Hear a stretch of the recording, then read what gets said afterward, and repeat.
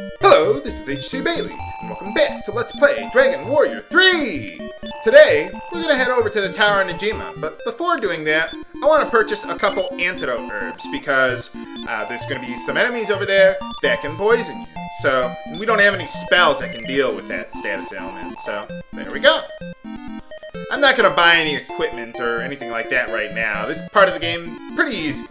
New to Dragon Warrior 3, we also have the Vault, which is where you can leave some money, because if you die, you'll lose half your gold, but if you store it here, you won't. Not that I'm really worried about that. More importantly, you can leave items behind, because each character has up to 8 inventory slots. So if you got like a key item or something you don't want cluttering up your inventory, you can leave it here, but they'll charge you money to pick it back up. For key items, it's usually like 1 gold, so I'm not worried about that. But for higher quality items, like some equipment or things like that, they're going to charge a lot more. So you want to be careful with that. They always tell you in advance. But it's kind of nice, so you can, not have to worry about your inventory nearly as much as before. You still got to do inventory management, though. Now, also, you can only have up to 4 party members in your active party at a time. So if you want to add someone else, you got to leave someone behind here. So let's try leaving the hero behind. Oh, I love that line. Part company with yourself. Yeah, you have to have the hero around, but all your other characters can be just fine. Oh, and by the way, there's no difference between male and female characters, except like there's some female exclusive equipment, but nothing really important, so I'm not worried about that. Now, before heading off, we want to change our formation, just like we were told at the castle there. Just like Final Fantasy 1, if you're closer to the top or the front of the formation, you'll receive more physical hits than you are if you're in the back. The first position, you get about 45% of the attacks. Second position, you get 40% of the attacks. So it's really important in this game to have a good tank and off tank, so you don't have that sharp drop-off that you do in, say, Final Fantasy 1. Third position, you get about 40% of the attacks, and the fourth position, you get 1% of the attacks. But there are some enemies who ignore formation, and some enemies who cast multi-targeting spells, so it doesn't make you invincible being in the last position. I also want to change up my weapons, since the soldier is always going to be attacking there, and the hero, well, eventually he'll learn some spells. So let's switch that around. You can just transfer equipment like that. And also, one thing you can do, if you transfer a piece of equipment to yourself, it'll move it to the bottom of your inventory. So if you're really OCD like that, like me, then you can, keep everything nice, neat, and organized there. So, and then just re-equip everything like so. Okay, there we go. Let's go exploring. Was there anything else with the formation? No, I think that's everything. So, okay. Yeah, I like the marching beat they got going here. There's the Tower of Najima, but it's on a little island there. How can we get there? Well, let's fight our first random battle against slimes. Yeah, they're in every Dragon Quest game, at least every one I've played, so let's get them. So basically, for now, we just have physical attacks. Eventually, obviously, we'll learn some spells and more interesting things to do. By the way, when you attack a group of enemies in Dragon Quest, you don't target a specific enemy in the group. You just target one randomly, and, well, hope everything works out. But fortunately, you also auto-target within the group. If you're fighting like multiple groups of enemies, you will not auto-target from one group to the other. So you gotta be careful when you're planning your attacks and everything like that. And by the way, if you have a wizard, he can use Blaze to pretty much one-shot anything around here for now. Including these guys. We got horny rabbits, absolutely. Let's take those guys out. There we go.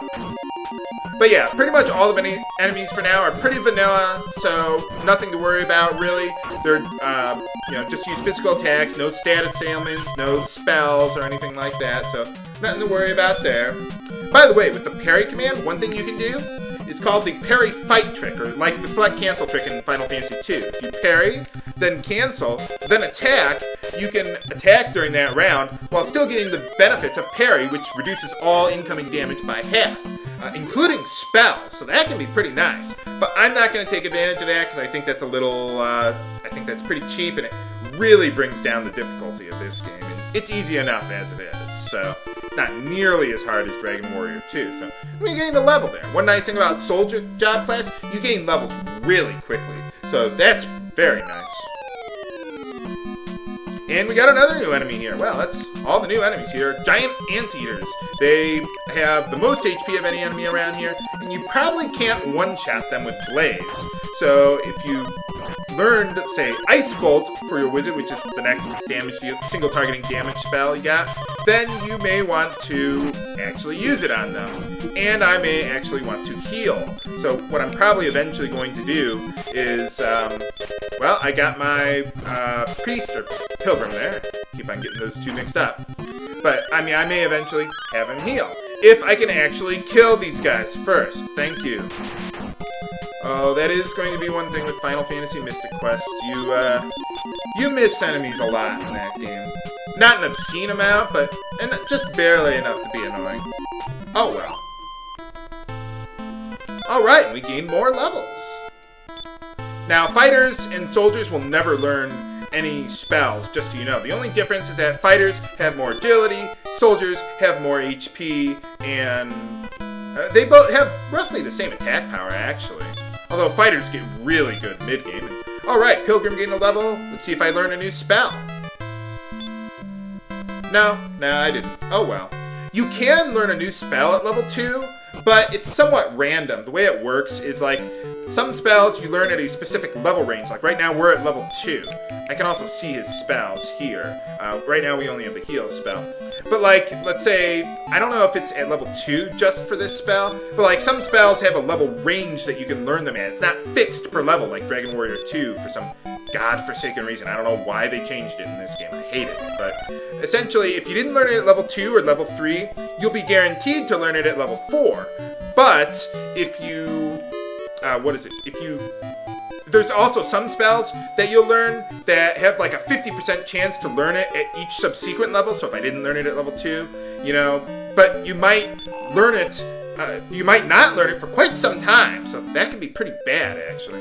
This is the village of Reeve. Keanu Reeves? No.